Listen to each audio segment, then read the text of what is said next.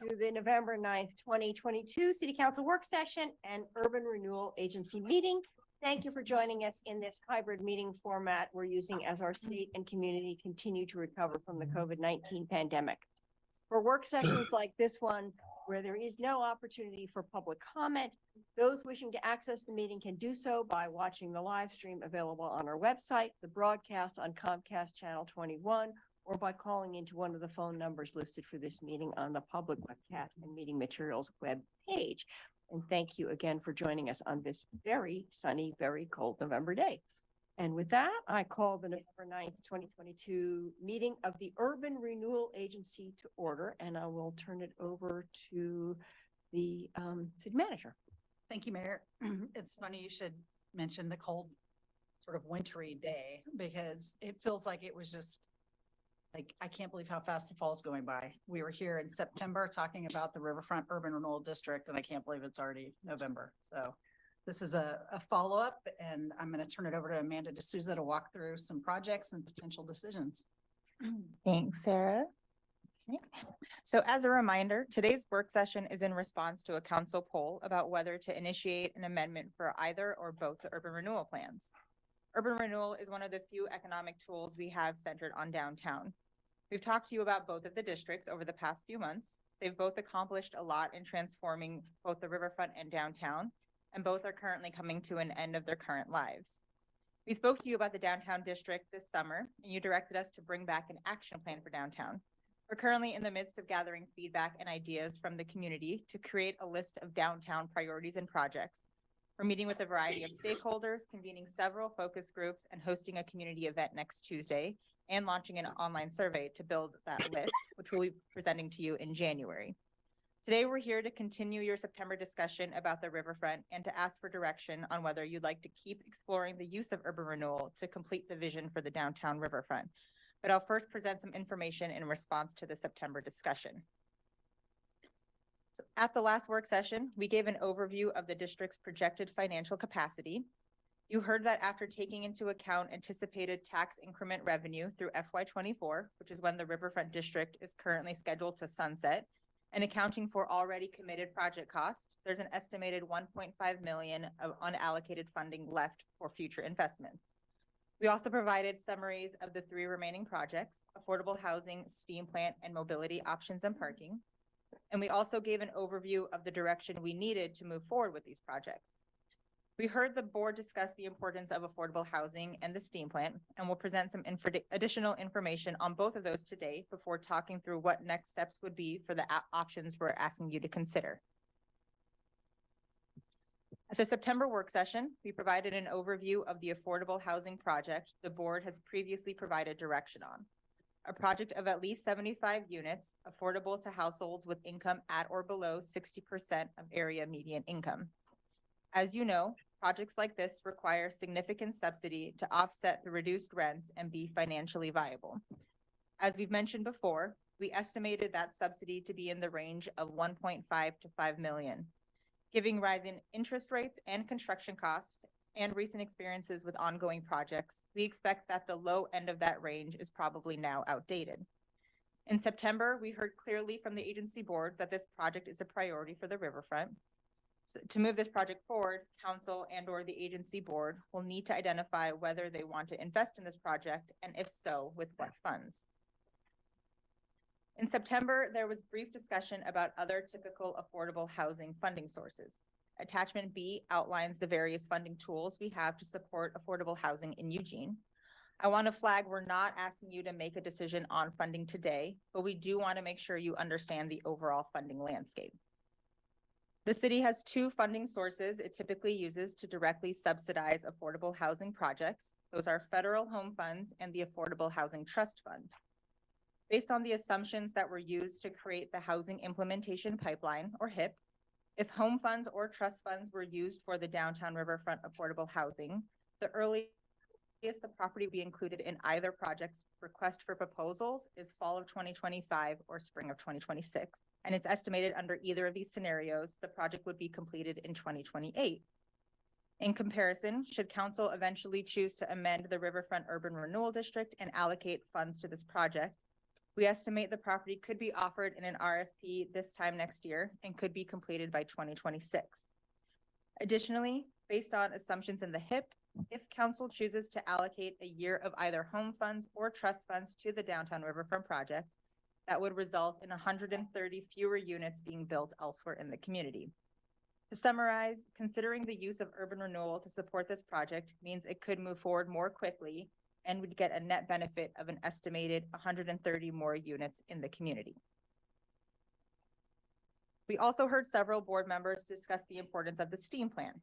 As you know, the agency, knowing it would be a heavy lift, strategically chose to purchase the building to save it, revitalize it into a community asset, and ensure the redevelopment would include space accessible to the community. This is the outcome we've been working towards with the development team. As a reminder, the development team's proposal is a mixed-use building that is financially anchored by a hotel. The plan includes a ground floor restaurant that opens onto the bike path, dedicated gathering space for performance and arts, and a rooftop bar that will offer an elevated view up and down the Willamette. These features would be open to the general public and will be an iconic destination in the riverfront neighborhood. The agency board has already allocated $1.5 million for asbestos abatement SDCs permits, and a financial gap remains, estimated last year to be over $5 million. In September, the agency board asked for a financial analysis of what the return on investment would be. Attachment D includes a detailed cost-benefit analysis of the proposed redevelopment, which I'll briefly touch on, and Ann Fifield is also here to answer any follow-up questions you may have about the analysis. In the cost-benefit analysis, we compared the financial impact to the city with and without an additional $5 million investment. This is based on the remaining gap, which was estimated last year. It's likely that gap's increased given the rising interest rates and construction costs. An additional $5 million investment for a total of $6.5 million would be an upfront cost that would bring long-term economic benefit. The redeveloped project will generate payroll, transient room tax, and property tax. There's a lot of different factors that affect how much property tax revenue would be generated, and property tax accounts for a large portion of the total taxes. If the district is still in effect, the project would generate about $750,000 per year to the city and agency. If the district is no longer collecting increment, the project would generate about $550,000. And the development team plans on applying for Oregon's 10-year special assessment of historic properties, which does reduce the property tax, but we don't have a good estimate of the value of the exemption right now. These factors make it a little tricky to estimate how long it would take for us to recoup the $6.5 million. In the shortest case scenario, the city would recoup the total investment within 9 years. In the longest case scenario, it would take 13 years. And the city would continue to generate revenue after that initial investment has been recouped. These figures do not include revenue that goes to other taxing agencies and does not capture the non-quantifiable benefits of the redevelopment, such as historic preservation and unique community access to the river. If the agency does not invest the additional $5 million, the project is unable to move forward. The development team has a gap that can't be filled with existing resources. And in the absence of a viable redevelopment plan, it's likely the building would have to be demolished. Preliminary estimates of the cost of demolition are around $2 million, which is more than what the agency has already set aside for the redevelopment. The agency board would have to decide how to fund the demolition and then what to do with the shallow pit that would be left behind. Given the funding available and the project's needs, in order for staff to be able to move these projects forward, we're asking you to provide us direction today on whether to discontinue the Riverfront District or continue exploring the use of urban renewal to complete the downtown riverfront vision. I'll talk through these a little bit more and about what would happen next under each of these options. Under option 1, we would return with recommendations on how to use the estimated remaining $1.5 million on other funding sources to pursue for affordable housing and reductions on project scope if necessary. For affordable housing, we would have a follow-up work session to discuss the disposition process, the criteria for the project, and whether to allocate any other city tools to support it. It's likely the remaining 1.5 of urban renewal would not be enough to make the project viable, and additional resources would be needed. For the steam plant, the $5 million gap would remain, and the project does not likely move forward. we'd have a follow-up work session with you to discuss the future of the building and the property. We didn't hear any support for amending the district for mobility options and parking. So should you want to support enhancing multimodal infrastructure or providing additional parking, non-urban renewal funding would need to be identified. If you wanted to keep exploring the use of urban renewal to complete the downtown riverfront vision, the next step would be to direct the agency director to bring back a proposal to amend the riverfront district to expand its financial capacity. Under this option, we would have a work session early next year to review an amendment proposal. That proposal would have a menu of options and spending scenarios, and this is the point at which you would be making decisions about what would go into a plan amendment, should you want to initiate. This would include details such as a spending limit increase and the extension of a sunset. And this work session would also be informed by your January discussion on the list of downtown priorities and projects, should you want to incorporate any of those priorities into your riverfront discussion. Should you choose to initiate the plan amendment at that time, we would then notify the general public about the proposed amendment, seek concurrence from overlapping taxing districts, consult with the river guides, take the amendment to a planning commission, and hold a public hearing. You would then have another work session around May in order to review recommendations and public comment and refine the amendment if needed. And then next summer, you would make a final decision on whether or not to amend the Riverfront Urban Renewal Plan. I'll end the presentation with the agency director's recommendation, which is that if the board wants to continue exploring the use of urban renewal to support affordable housing, the steam plant, or other projects, and to move forward with option 2. We'll now hand it back to you for any questions. Thank you so much. That was a very succinct description of something that's actually very complicated, and I appreciate that. And I have Randy in the queue and Jennifer. Take it away, Randy. Thank you, Mayor, and thank you very much for the presentation.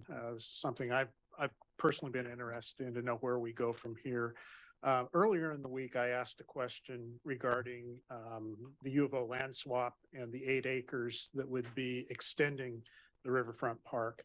And I appreciated the response, but I think that's some information that would be good for my colleagues to hear as well. My question was, what would the additional 8 acres do to the riverfront? And it's in the urban, it's already in the district, but what financial needs would we have to make that a reality without really knowing? I mean, we don't know exactly what we would do with it, but maybe give us some insight into how the urban renewal funds would help us develop that site. Sure. I'm happy to speak to that. This is Will Dowdy, Community Development Director. As you said, that land is already within the boundary of the district, so it is eligible for spending of urban renewal funds. And so if there was a need for further investment in that property, and if the property does in fact come over to the city through other decisions, then urban renewal would be an eligible funding source. And then it really depends on what level of investment would be desired to put into it. And so that could be minimal, or that could be a lot. Thank you. And City Manager, do we have an idea of when that deal will come back to council? Yeah, we're working through, the direction was to support my going forward and continuing to negotiate. We've been holding sort of dates on the calendar and rolling them back as we get closer. So right now, I think the soonest it would be here is probably November 30th. We're aiming to get it done before you go on break, but we're still working through some details. That's helpful. I personally would hate to see us shut down a funding opportunity we may need to take care of the development or contribute to the development until we know for sure whether that's moving forward or not. It just seems like we'd be limiting our options if we shut this down too soon. So my preference would be to at least extend it until we at least know what's going on with that piece. So anyway, thank you. Okay, thank you, Jennifer. Yeah, thanks. So I guess I'm gonna agree with Counselor Groves, but for a different reason. So we're getting to the same place, which is good point. I think the recommendation for option two is the right way to go at this point. I think that there are projects in this area that are too important to just let go. And I think it's especially compelling, the information about how we can get the affordable housing project done much sooner. If we have additional funds and not have to wait for other avenues. And I think that's clearly a high priority for this council is that particular part of this larger project. So that is particularly compelling to me. And so I'm going to ask some questions because this is not an area where I have a lot of expertise. So when you guys say at stabilization, what exactly does that mean? And how long do we think that will be? That's a good question. We almost included it in the presentation. That just means when the hotel is fully operating, and the developers estimate that'll be done by the end of year 2. Oh, it's pretty quick. Yeah. Yeah. It's a hotel. It's not an apartment complex. It's easier to achieve that it's like being at full occupancy in a residential complex. Okay, great.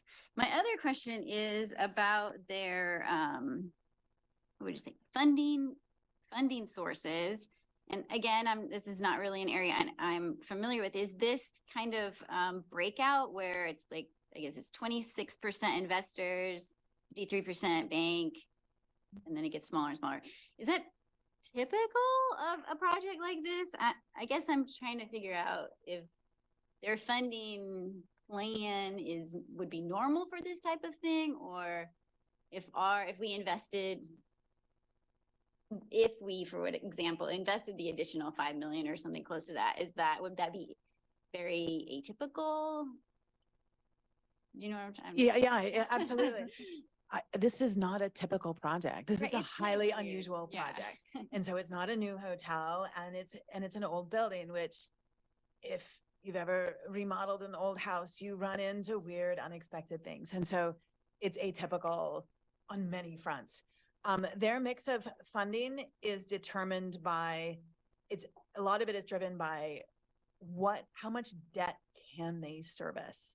And so it's very much like when you're looking at financing a home, the loan you can take out, there's how much equity you have in the house, but by golly, you better be able to meet your monthly payments. And that's it's a non-negotiable for a bank. They're going to be very conservative, and they're going to want to see that your income from operating the whole facility can generate enough revenue to meet your debt service. And so that's sort of the driving piece behind financing a project like this. And then the equity is coming in from private investors, and it's a balance between how much equity and how much debt you have. Those are really the two biggest. And the debt is leveraged, and so it's somebody else's money, but you have to be able to service it. You have to have enough equity in there that people with the equity are going to want to see a positive return. Yeah. It's an investment for them. Would you say it might be more difficult for them to get investors because we are requiring them to renovate this very old building, or? Well, I couldn't speak for the investors, but I think it's part of the appeal. Yeah. It's a very okay. old building. Yeah. And it would be, people have reinvested in old buildings all the time, that it is typical for the public sector to invest in historic projects because they don't pencil out on their own. Right. It doesn't make 100% financial sense if you're looking at it purely on that level. And the point of the public sector is there is a value in retaining the older building. Right. And I think that the investors, they're intrigued by it because it is this unique old building there would be nothing like it. Yeah. I mean, anywhere. I guess I'm trying to figure out for myself, like, this is a very unique project, and we're asking some kind of difficult things of the folks who are going to develop it. Does that therefore lead us to, we really need this public investment, and it's worth taxpayers putting this money into it to get something great? Does that make sense to what I'm trying to say? Mhm. Yeah, that's what I'm trying to get at. And I think that is helpful. So yeah, I guess that's all I have. Thank you. Okay, thank you. Alan? Yeah, thanks. question about if the district sunsets and there's a balance, what happens to the balance? Can you still spend it? Yeah, can you commit it before the end of the sunset and spend it after the sunset? So if the district sunsets, then the revenues, then all of the tax revenues is returned to the overlapping taxing districts. And so in this case, that's the county and the city and the school district. And so then it's as if the district wasn't there. And so then that's general fund tax revenue, And. or our share of it is. Yeah, the rest of it go back. Okay, but if you contracted for it or encumbered it before the end of the sunset, then it could be spent, right? So. Yep. All right. As far as the projects are concerned, on the affordable housing, we really have not used urban renewal as a way of doing affordable housing. There's many other options for doing that. Just listing a few that are in the packet: the home fund, SDC exemptions, the housing trust fund, OHSC has money, low-income housing fund, OHA, there's federal dollars potentially for the IIJA and the IRA that are available for doing parts of it. And there's tax credits. There's a multitude of ways to fund affordable housing projects that we haven't, which is why we haven't traditionally used URD. They still exist and they're expanding. So that's not one place where I would want to see this funds go towards, especially if we have to extend or raise the cap. On the steam plant, I've been a fan of the steam plant. I think it's a super cool project and it would be a good amenity. However, I'm not really interested in putting more city dollars into a private investment project like this, especially if it means extending the district and raising the cap. There's opportunities for other funds for that. Maybe going back to the legislature, for instance, would be a very good option for that. That could have a lot of intrigue by some legislators. On the parking, I have no interest at all in using the parking, nor does I think anybody else using URD dollars for parking structures, surface or not surface. I guess on the mobility options, maybe you could just address that a little bit more. You said mostly not allowable. Yeah, so, because- urban renewal would mostly fund capital projects, so kind of any physical improvements like bike infrastructure could be funded, but a lot of the multimodal requires just operational costs that wouldn't be eligible for urban renewal. Scooters.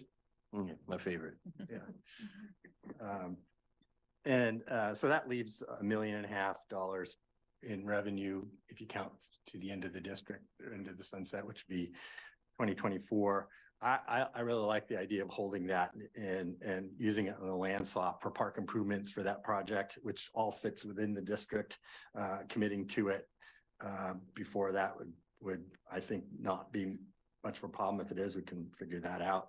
And I guess bottom line, I'm not really intrigued by any of these options for extending or raising the cap to fund them.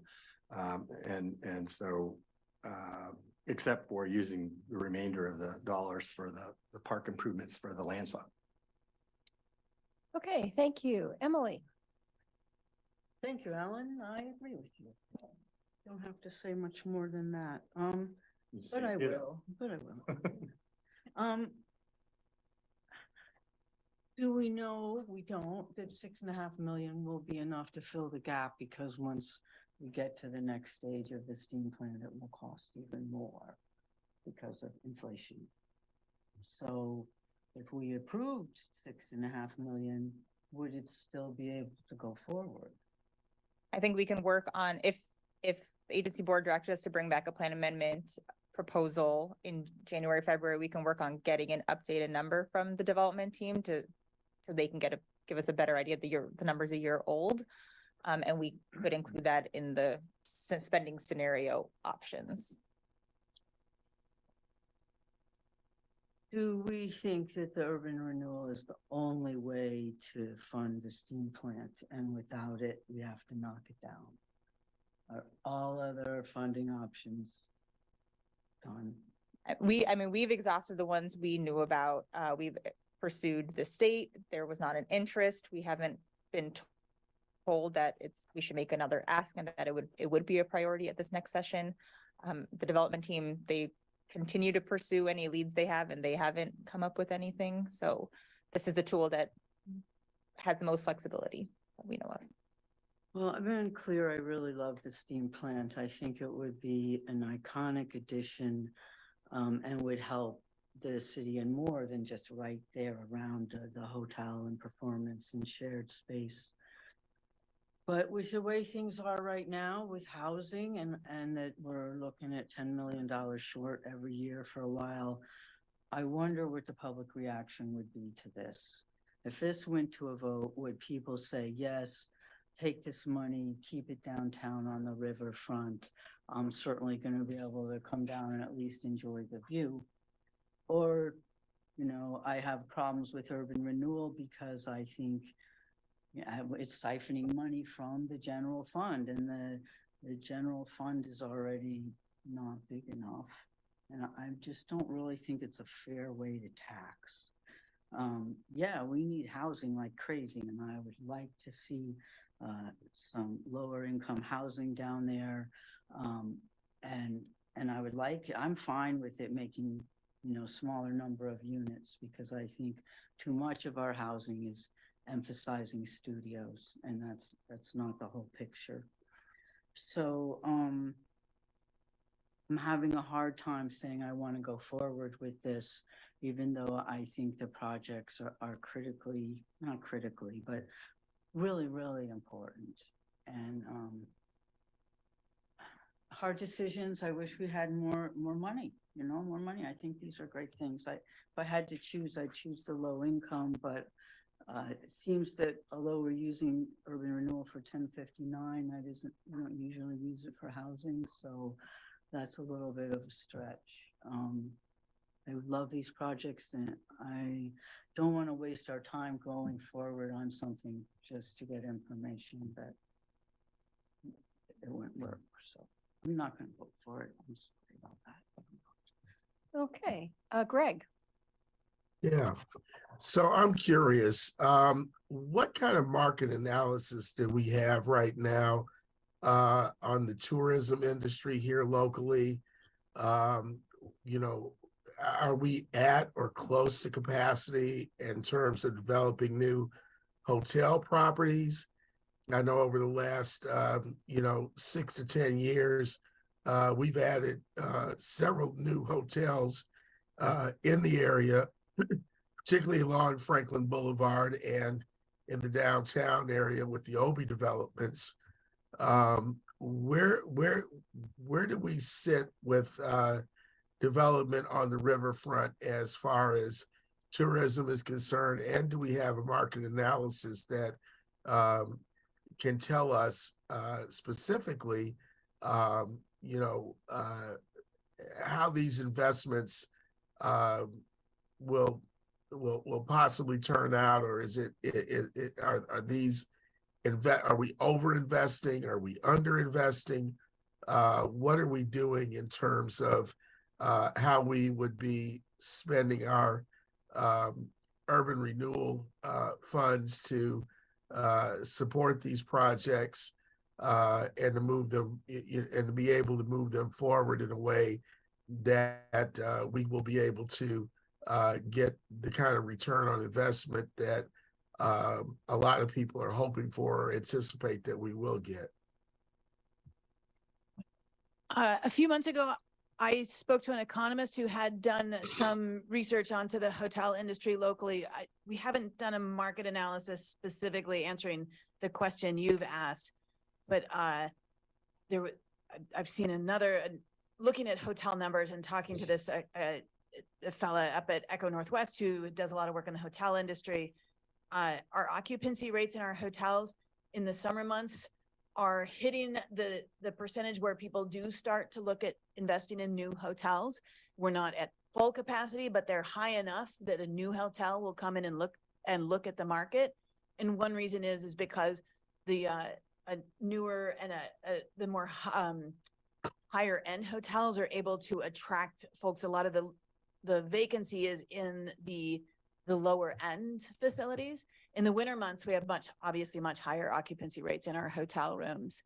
But in the summer months, we're hitting occupancy levels where hotels look around the market and look at opportunity to build a new hotel. And there is, we've talked to the folks who the development team is working with, the hotel company, and that there's, and they're bringing they're investing their resources into the project, that they see this as it would actually generate some of its own demand. It would be a unique enough experience that it would increase the tourism to the area. I based on those conversations, I think it's, it would add to the overall attractiveness of Eugene. I don't know that we're not a destination area, but we have a lot of things that a hotel like that would shift somebody to say, well, we could go to the conferences in Eugene. Do I want to go to Eugene? Oh, there's this hotel on the riverfront. The hotel developers believe and have invested their resources into this belief that this would elevate the attractiveness of Eugene and increase the number of tourists who come here. I would like to see some kind of neutral market analysis that could give us that kind of feedback. People in the hotel industry are going to, promote, things the way that they see it and the way that they want to see it. But I've seen this happen in other cities before where, investment, people come up with all kinds of investment schemes to leverage public dollars to support those schemes. And then you come out with the public more or less holding the bag if these schemes don't necessarily come to fruition. So I would like to see a little bit more research and analysis of what the market can bear.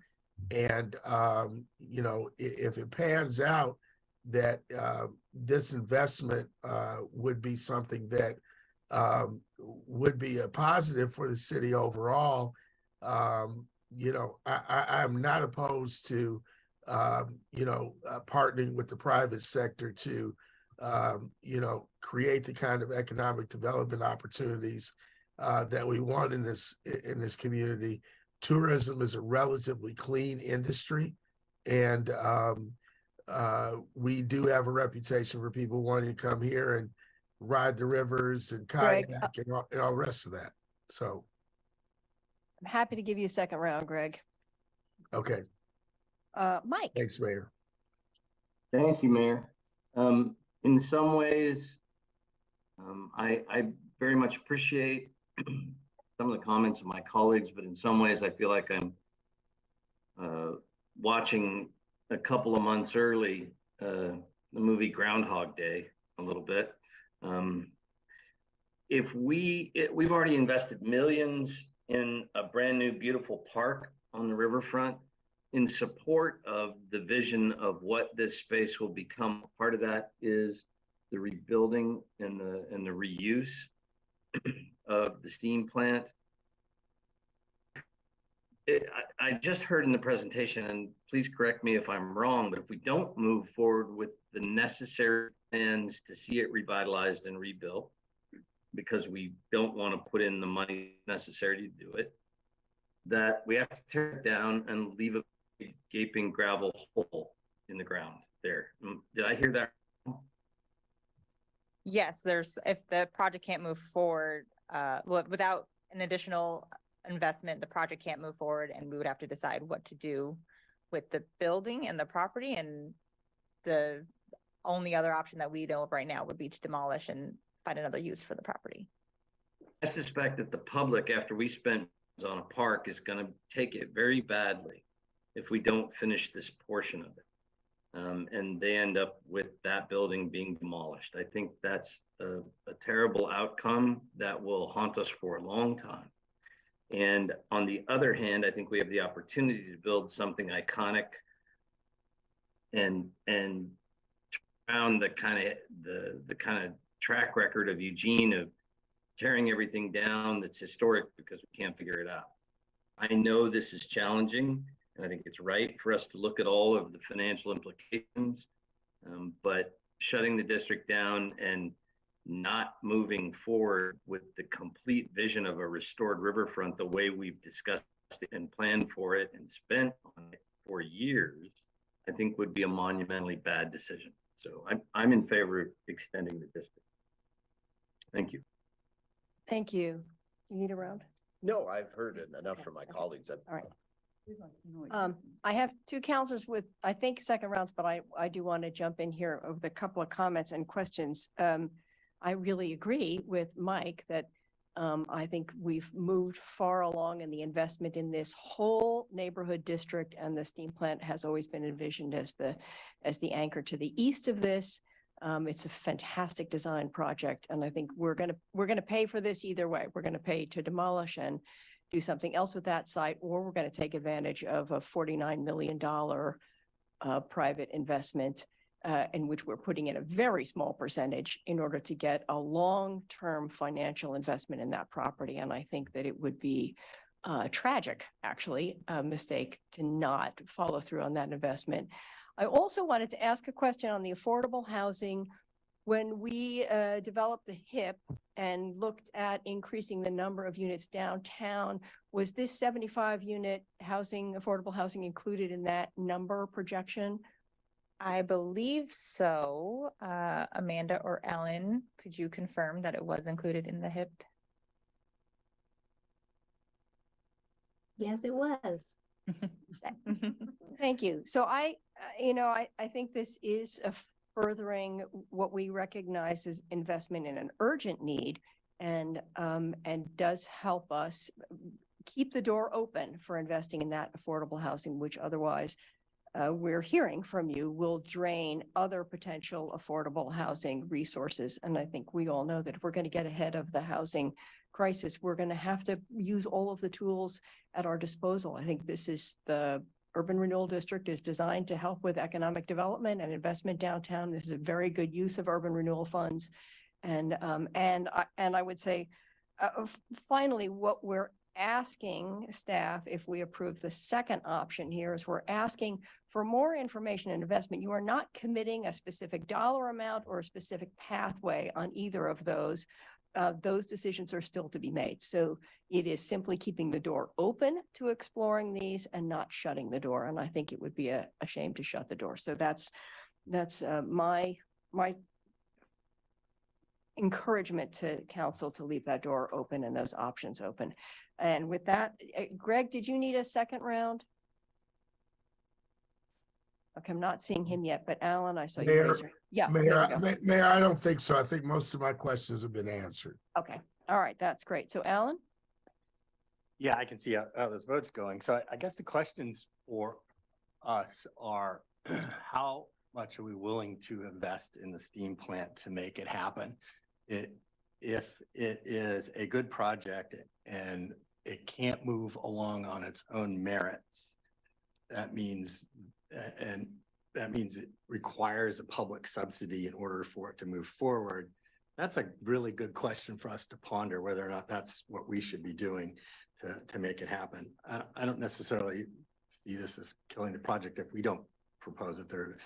As long as we're still in the game, there's no incentive to look for other options. So, once that gets clarified, then other options probably will appear if it's a good project. I think it's a risky project, but it could end up being a really cool thing. Question is, what's the public's role? What's the city's role in moving it forward, or trying to move it forward? And it's because the $5 million gap, that was a year and a half ago, and I can tell you costs have increased quite substantially. So it's since then and don't look to be abated. So we're looking at multi-millions of dollars more probably to have this move forward, and having the Urban Renewal District extended and moved forward to be able to do that. If we get about $1.5 million a year out of the redistrict, is that about right? On an annual basis in tax increment financing? Maurizio from finance. No, the district's collecting in excess of $3 million a year. I think the 23 budget number, if I can get the right number from my paper here. So in three, the Riverfront District, we expect to collect about $3.3 million. Okay, so extension of several years to account for whatever the urban renewal district needs are for the steam plant. All right, thanks. Okay, thank you. If there are no, you need a, I'll just say, Mayor, if I could, I'm enthusiastic about infusing life and energy into that dormant blight that is. I flash back to when we were at the riverfront for the festival, for the World Athletic, World Track Experience. It was pointed out multiple times how great the event was. And then we were asked, and what's that? What's that thing about?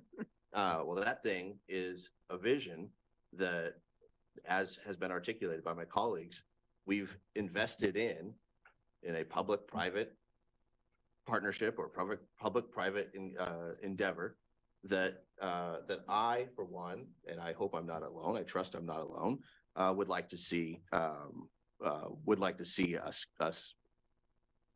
I would like to see it come to fruition. I would like to see life and energy in that riverfront space. And I applaud the mixed economy in regards to affordable and market rate housing. And I want to see that space be successful and not another Sears pit. thank you. So with that, I'm going to turn to Greg to put a motion on the table.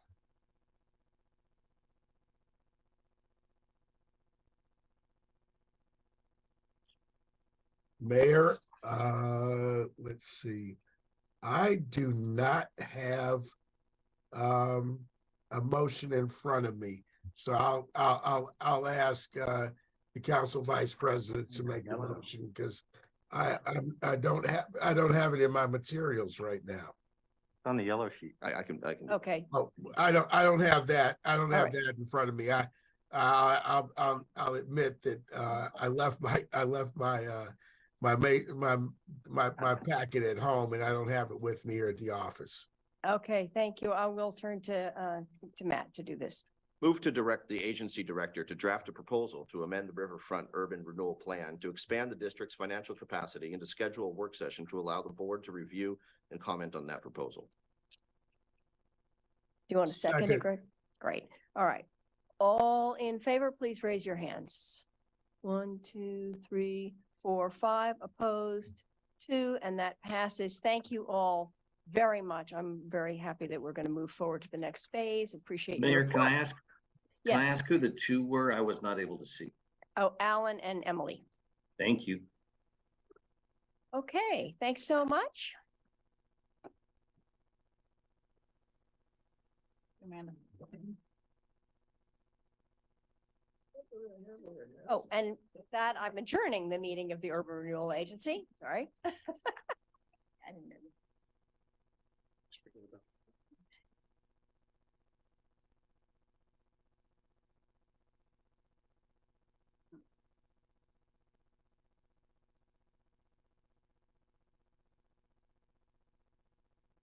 And if we're close enough to ready, I will call the November 9th, 2022 work session of the Eugene City Council to order. Thank you, and turn it over to the manager. Thank you, Mayor.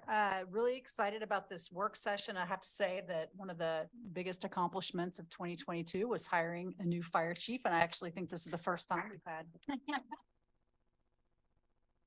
They're clapping for you, not me. Well done on that. Super excited to have Chief Mike Caven here. So you finally get kind of that public introduction, and you'll see quickly why he's going to be the right person for this job as he talks about some of the challenges we have with our ambulance transport system. So I'll just turn it over to you. Thank you, and thanks for having me today and to give us an opportunity to speak about what's current events on our ambulance transport system. I think I've had different conversations with most of you in the last decade about the importance of this work, and we've made a number of strides in this last year.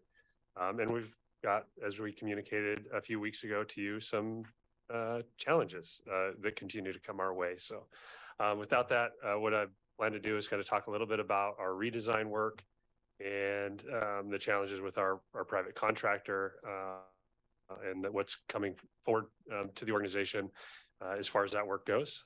And then we'll open up to questions. Just move in.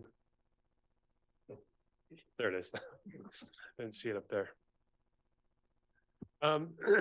So we were in the queue probably for early 2023 to talk about the work that we've done with the redesign, and had an opportunity to get in front of you with an opening in this work session.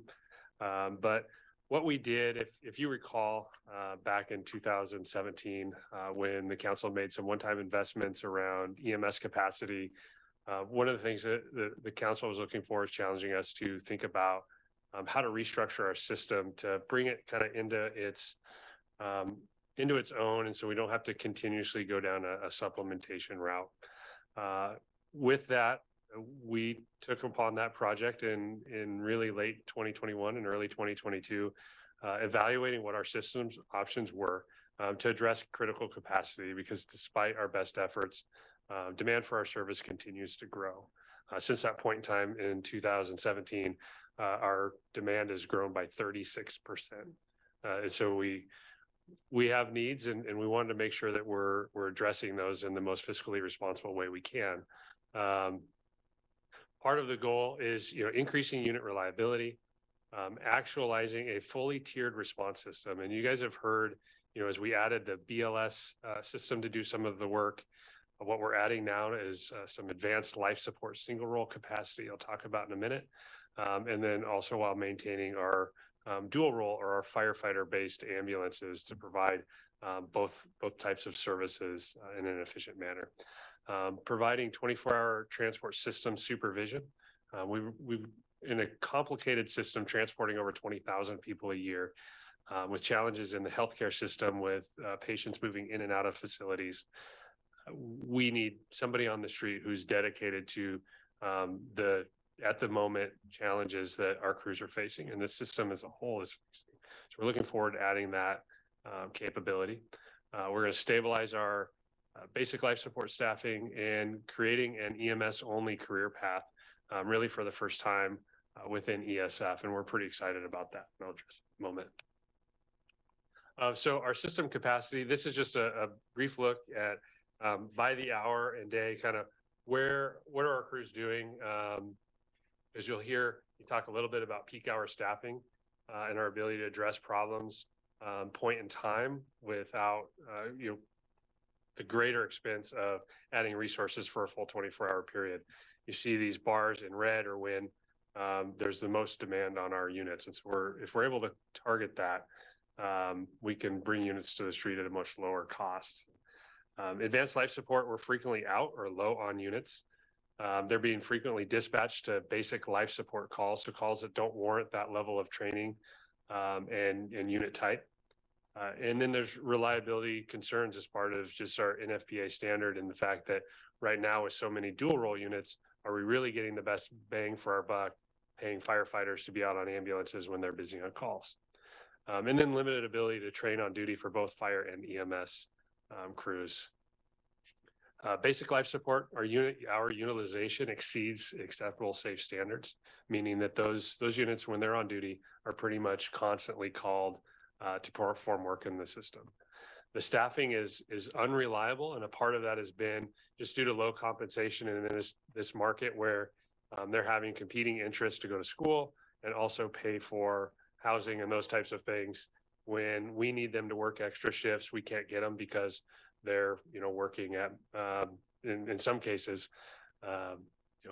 Starbucks, or who was paying more than we were. We've made adjustments to that, but those units are frequently out of service as well for, again, those competing interests with school and other work.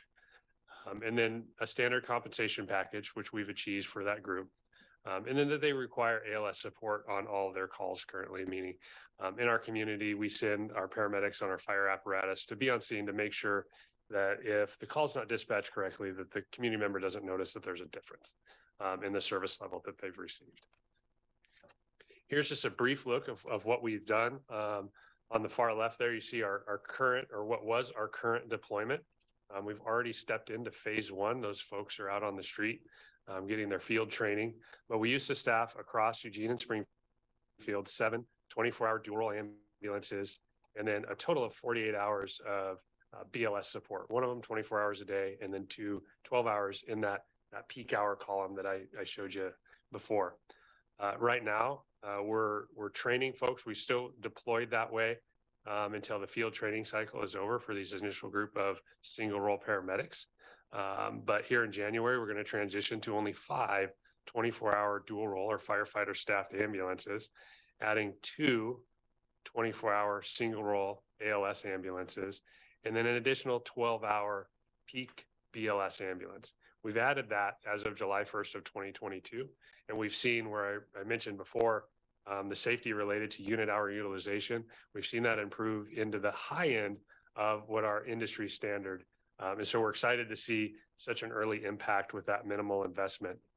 At the same time, we're utilizing savings in this process to bring the compensation package for our BLS employees up to more of a living wage for that workforce.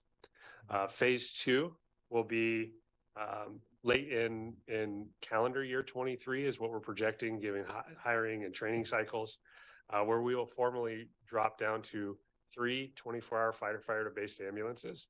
And that's to have 1 in each of Eugene Springfield Fire's battalions for those critical hazard zone type incidents where having firefighter peak, 3 24-hour single role ambulances and 2 peak hour ALS, adding then an additional peak hour BLS as well. At some point between the transition in phase 1 and phase 2, we should have some single role staffing that'll be available to staff our community response unit on a peak hour basis. You'll see here in a moment, that's one of the items that was funded through the CSI project. So community safety initiative support, really from the implementation of this program, our ambulance transport fund stabilization has been a piece of that, that we are receiving bridge funding to keep our 7th, or in the city of Eugene, our 4th 24-hour dual role ALS ambulance on the street. The peak hour community response unit is the funding for that began here in FY23. And again, the staffing is out getting their field training and the experience necessary to execute that work. And so we're looking forward to implementing that. We've used some savings that through recruitment and the type of staff that we're using to put that resource on the street for special events and those types of things. And it did have, point in time, a pretty significant impact on unit reliability in the core, where we're responding to a lot more of the street level calls for service. This year, we also, or at the end of FY22, we received some reserve funding that EPD was unable to spend and help us allocate towards 3 new ambulances to support this work. Not only are those ambulances new and will help with our overall capacity, we're targeting bringing smaller, lighter, more cost-effective units to the street that are cheaper to operate, have a lower carbon impact, and everything we're looking to do as we modify the system. In out years, we'll have a nurse triage component to that will help us move certain calls, low acuity calls for service off of our books. Not off of our books, but help them, direct them to a more appropriate resource than the 911 system. BLS impact, again, we've made competitive wage changes for this workforce, and we're providing career growth opportunities, meaning those who have come with a number of BLS employees have had other healthcare desires. One of ours that operates out of the downtown station, she has got what I've found is multiple applications out for medical school. I made the mistake of asking her, well, which school are you going to go to? She says, it doesn't work that way. You got to kind of throw it out there and figure out. So we've had a number of people, PAs, physical therapists, nurses, who use this as a starting point in the healthcare. Deployment, supervision will allow that 24-hour supervisor will allow these units to be deployed a little more freely and without the necessary support of fire apparatus all the time, which again, improves reliability for those resources, and also kind of the carbon and climate impact of running those big rigs to calls that we just don't need that level of service for. And then also allows system flexibility between peak and LS capacity. This is our, to talk a little bit about EMS supervision. This, as the healthcare side of our work continues to grow, providing middle management supervision resources is important to us because we'll continue to see different and more challenging work throughout, the next decade for sure. So we already have our EMS chief working under the deputy chief of strategic services. We've added some coordinator positions. The CACQI here you see next to the EMS operations was recently funded by CSI as well. But this operations coordinator is really the most important. That's going to be out on the street, supervising the system in real time and making sure that we're meeting our needs and the external customers' needs. Methodology, how did we get here? Why does this redesign make a difference? For each 24-hour fire-based ambulance that we reclassify as single role, there's savings of approximately $300,000 that allowed us, in this phase one to invest in the BLS staffing, invest in BLS capacity, and start towards the investment in those EMS supervisors. So we're making big changes to the system without having to come back to the table and ask for additional funding to do so. Again, I just touched on that. The cost savings include the peak hour units, BLS, supervisor, and then ultimately towards the end of the redesign, we'll add a 40-hour operations battalion chief supervisor. So here comes the new and emerging problem is our non-emergency transport contract. As some of you recall, we needed to contract out work that was moving low acuity patients from nursing homes, other healthcare facilities, or between hospitals, in particular in the city of Eugene in 2008.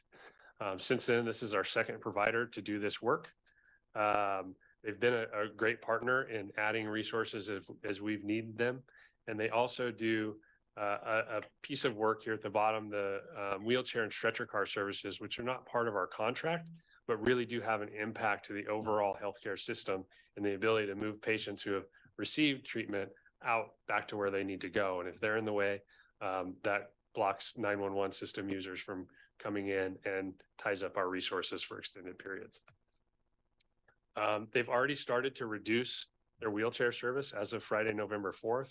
We saw some immediate impacts from that for really what turned out to be some misinformation in calling 911 for return transfers, people that didn't need ambulances but needed a ride. My staff was able to correct that in real time. We've been working with Central Lane Communications and the hospitals to make sure everybody understands what resources are available. But we have to stand ready to address that work if we have to in the near term. Our options that we've been exploring, one is a new RFP process. So far, what we found is that there's going to be a challenge to actually generate a bidder in this market. The other two private providers in Oregon of any substantial size, one Falk Ambulance out of Salem didn't respond to requests for information. AMR out of Portland metro area, they did. And they informed us that the reason Falk didn't is they've gotten out of this work altogether.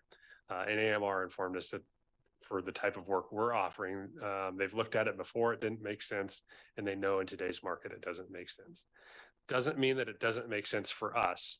The challenge that both of them have, and with Mid-Valley, is that they don't operate the entire system. They operate a small piece of the system.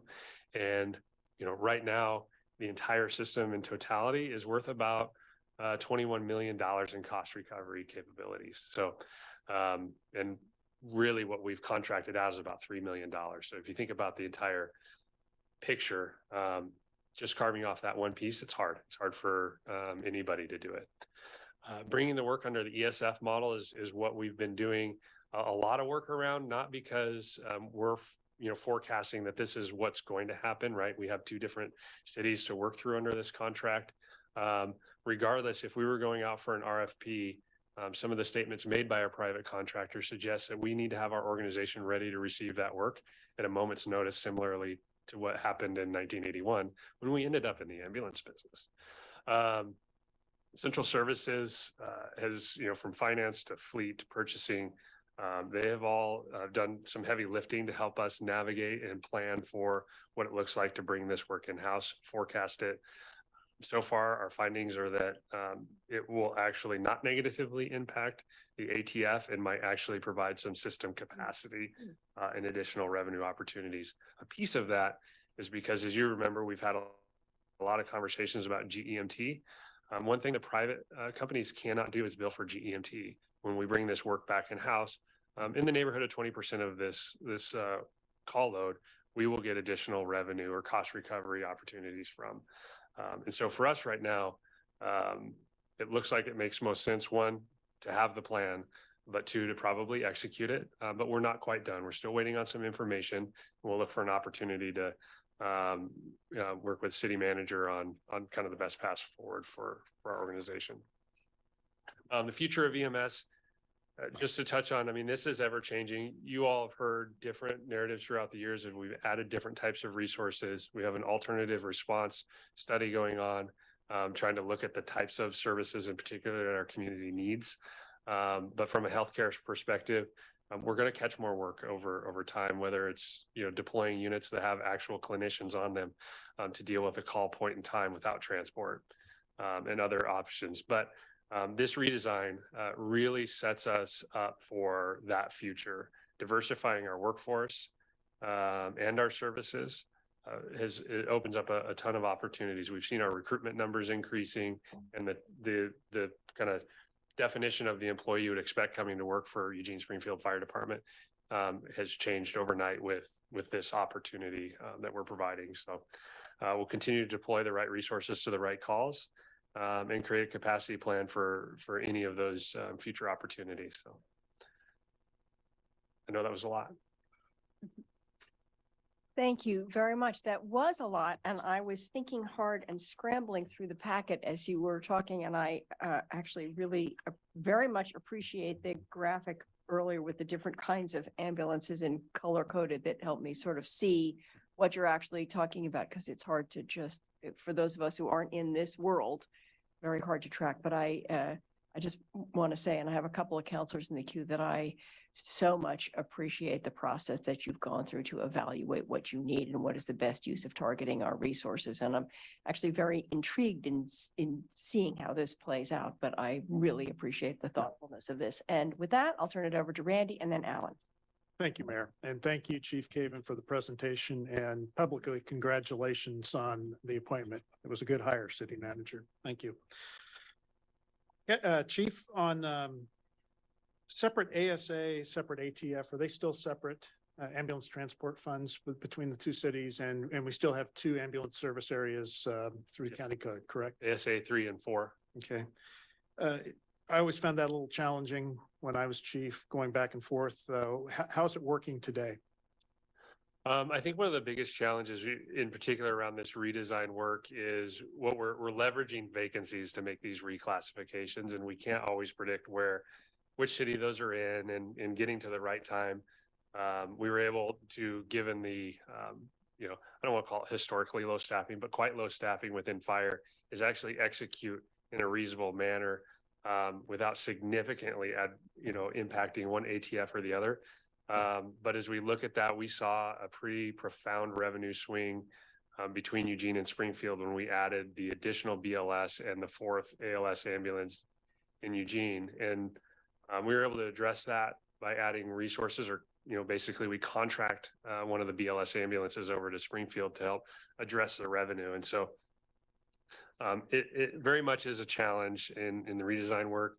And then now with the non-emergency contract, trying to make sure that we step through this in a way that both cities go through the right processes to evaluate what options we put forward.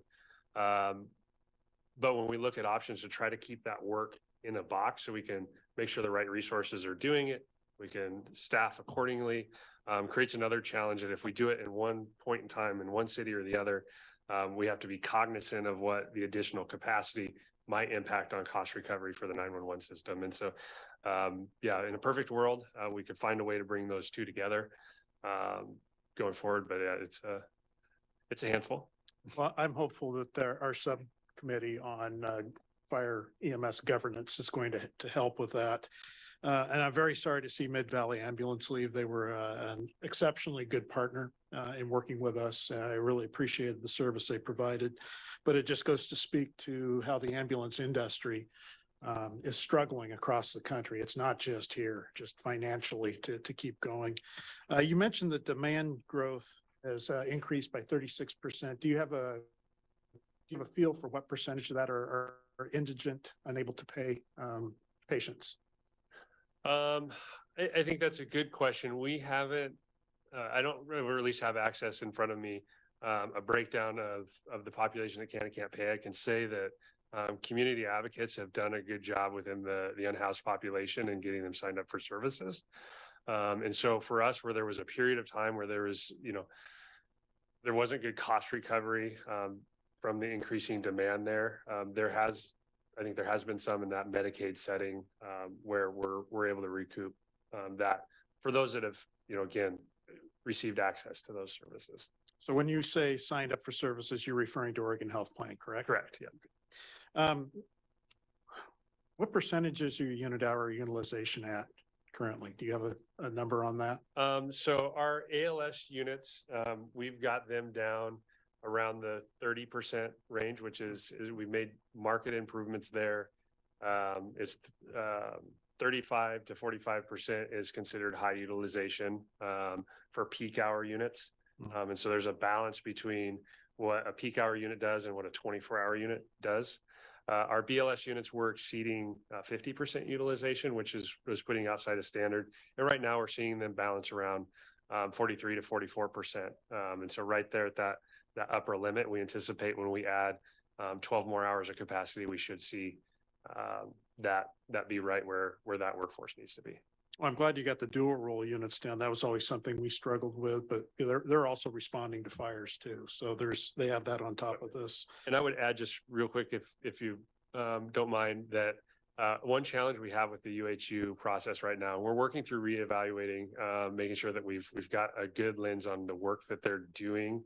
That isn't just a one-for-one. For those that don't understand unit hour utilization, it's effectively a tool used really from the private industry to determine profitability. And it's, every transport divided by an hour in service. And what that doesn't reflect is, well, how long did that transport actually end up taking? And when we see our units sitting on the wall at the hospital waiting for a bed, sometimes for hours on end, that number's not capturing that work that they're doing. And so we're working on figuring out a way to accurately talk about time on task for the ambulances and overall safety at the same time. Which brings me to my next question. Nice segue. What is our average drop time at the hospitals? So our average drop time, when you're transporting 20,000 people, those 4-hour waits kind of get minimized in that average time. We're still hanging in the average 10-minute time period. Blending all of that in, I would go from my experience where we might have been a little frustrated if a nurse wasn't waiting for us in a room. And the positive way our crews have addressed sometimes being on the wall up to 4 hours. They do it with grace. And we really appreciate that they're doing that and the work that they're having to taking on these patients. Sometimes patients becoming critical on the wall and receiving ALS interventions in a hospital. For my colleagues, that's another capacity killer right there. Curiosity, just in structuring, thinking about cost, are the single role medics, are they still under the FLSA 7K exemption, or are they not included in that? Yeah, so they don't qualify under the exemption that firefighters enjoy. We tried very much to figure out a way to give them some job tasks to allow it. The reality is, and pay equity, the new Oregon pay equity law provided some challenges for us around having 24-hour and 12-hour peak staffing, because we have to be able to pay on the hour per hour that they're doing the work the same money. And so as you recall, a firefighter, if we worked them 24 hours a day or a 12-hour shift, they would receive different rates of pay, but the same annual wage. We can't do that anymore. That creativity to address that required us to bring their work week down in a way that we don't have to worry about FLSA even for the 24-hour cars, really. Okay, well, thank you. I didn't know if that had changed. It wasn't wasn't in effect when I was still there. And also for my colleagues, the skilled nursing facilities have quite a turnover in staff. So the education piece that the chief was talking about, that's a constant recurring thing because it's every time you go in, there's new employees and trying to keep them up to speed on what to call for and how to ask so that they get the right resource, not over resources, is really part of speaking to that capacity piece. And just last thing, point of history. I was on duty when MSI went out of business in 1981, and we had 12 hours to start up an ambulance system with no ambulances. Thank you. We Thank don't want to get back in that situation again. Thank you. Thank you. Alan and then Greg. Thanks, Mayor. How'd we do on that, Randy? We kicked it. That's what I recall. Yeah, this is an important service. I think you said 20,000 transports a year, Chief.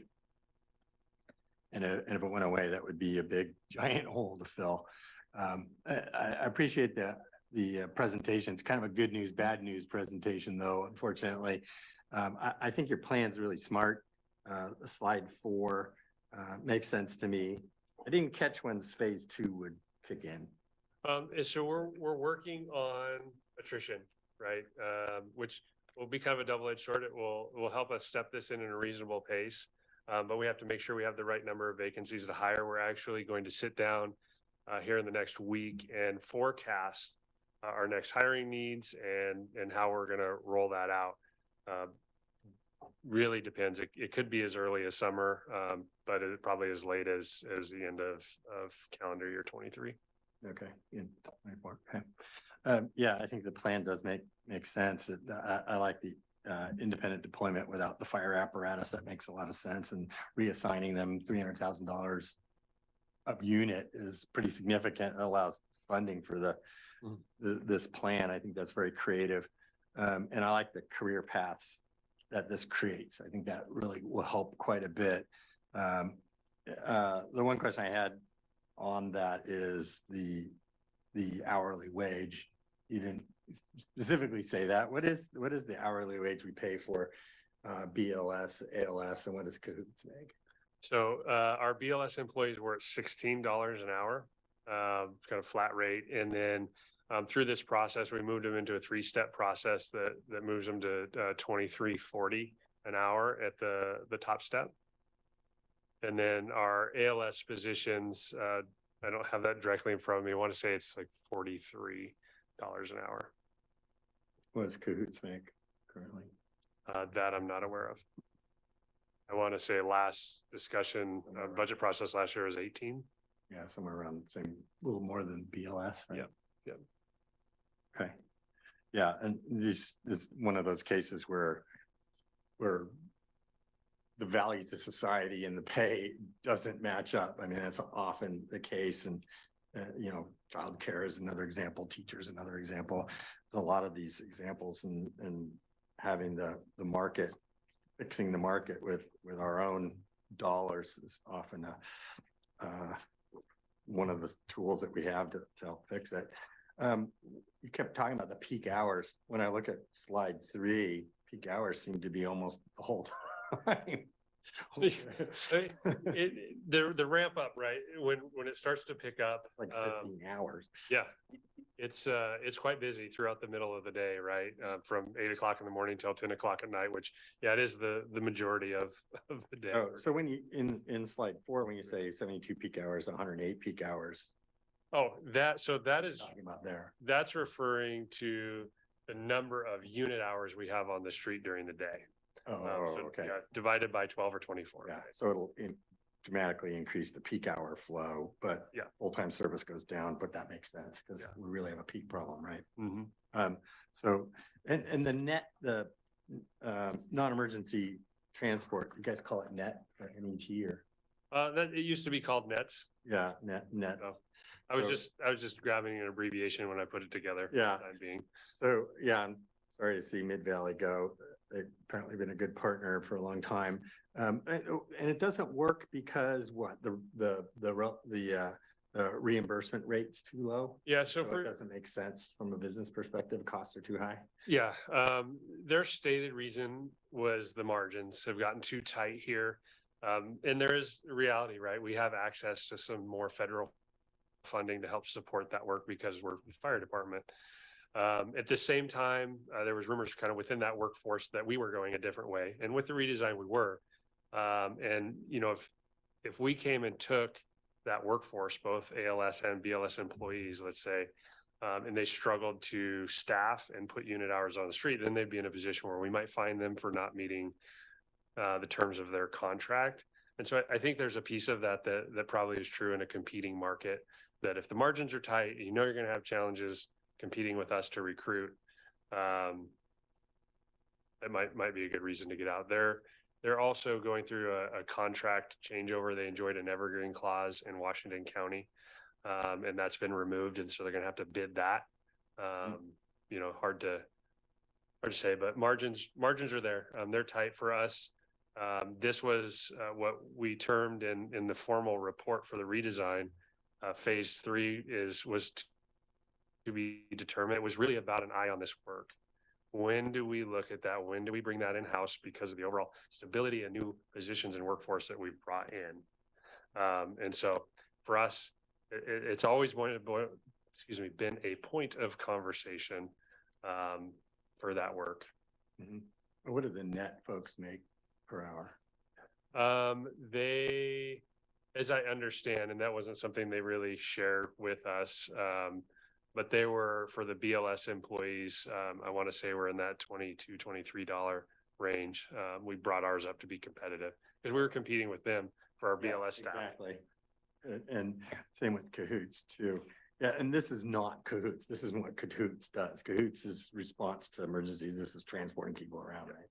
Correct. So I guess the bottom line of this, the way to fix this is bring this in-house to be part of the services that ESF provides, and that I'm supportive of that. That makes sense to me. Okay, thank you. Greg and then Emily.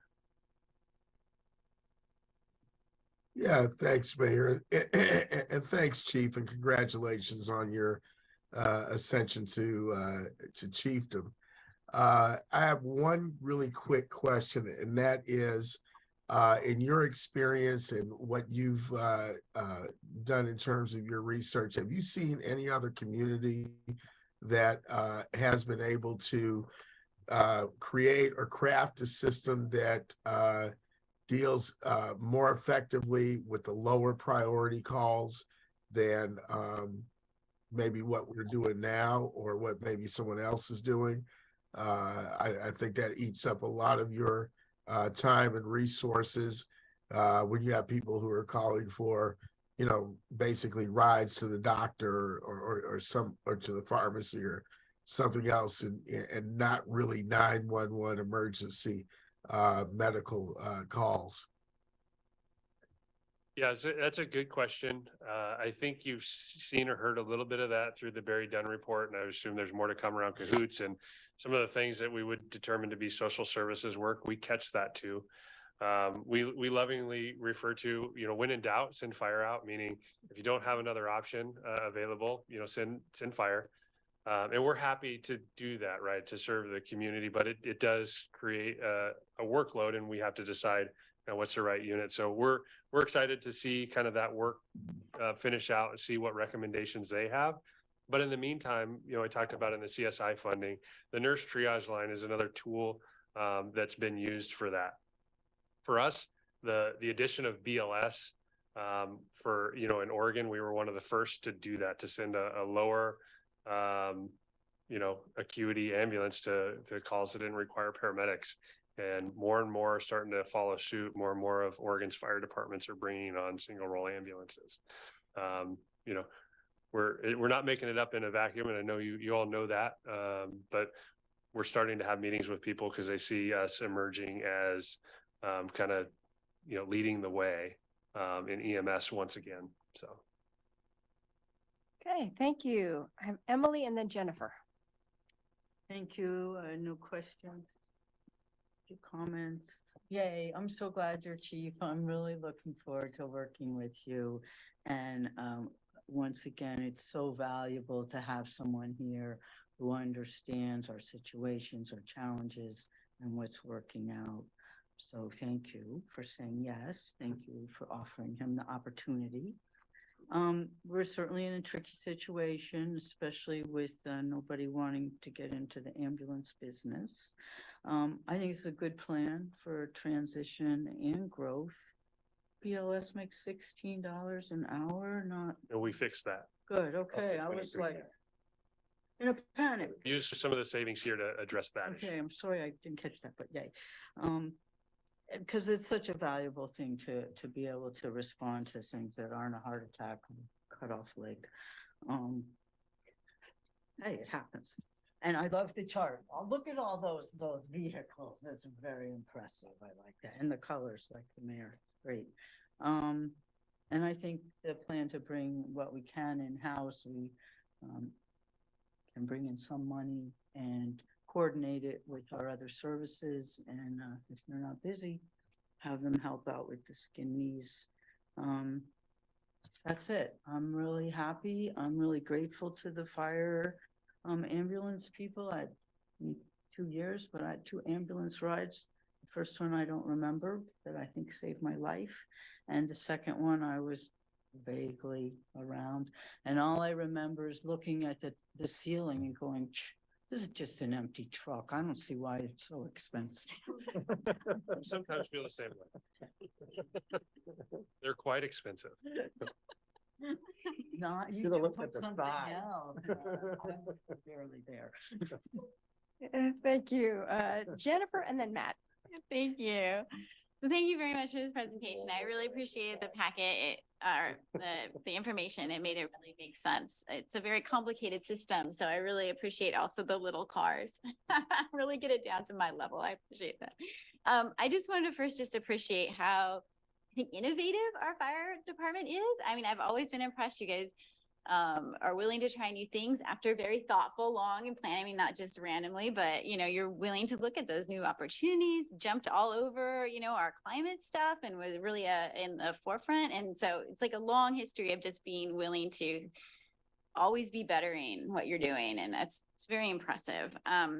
One of those things, I got to go to a few graduations for the Young Women's Fire Camp, which is super impressive. And I'm amazed at the things that they end up doing, and just hearing how they challenge themselves, and whether they go into fire or not. It's a great program to really build that local leadership that we have. I just wanted to say that. It sounds like the changes that are recently being made and the priorities that you've identified are all really thoughtful and really great. I think we're all really glad to hear that the compensation is being addressed, and it's so important. I did have a question when you were talking about that. I'm wondering, do we have an apprenticeship program that it sounds like that BLS kind of was helping folks get into the industry, but I'm wondering if we have like a more formal. Fantastic question. So to that, yeah, the BLS for us is a career path where after a couple of terms in school, we can bring you in. And if you were thinking about another career path, we will try very, very hard to convince you this is the right one. With flexibility to become a paramedic, to then become a firefighter if you choose now, a path really all the way up to my office from the EMS side without ever touching a fire hose. Be a lofty goal, but nonetheless, we've created that on this side. To the apprenticeship question, yes, we got funding in the Christmas tree bill and for this biennium. And we were one of 3 agencies kind of at the table imagining what the apprenticeship could do for the Oregon Fire Service. We're one of 2 remaining to implement that program, and it really has to do with training and staff capacity to pull it off.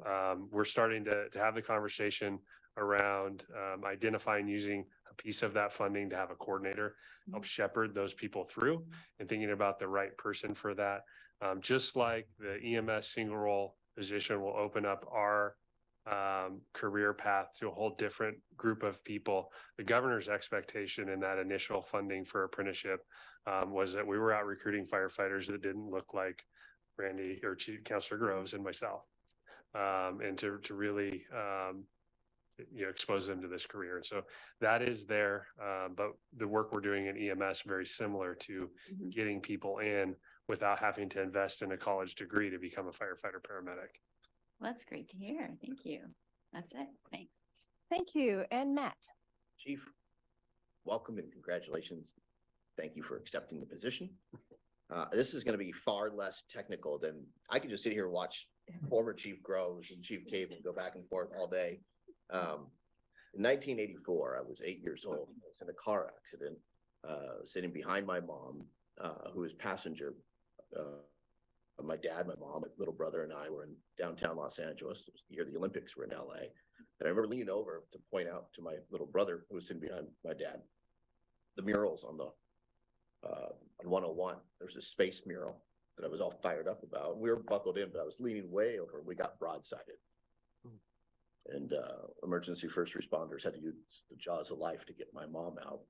And I couldn't sit back in my seat because there was this giant headlight and steel right where I would have been sitting had I not been leaning over, pointing out the art to my little brother. The emergency first responders were so good and so on it. They gave us a pack of Dodgers baseball cards I still have to this day. And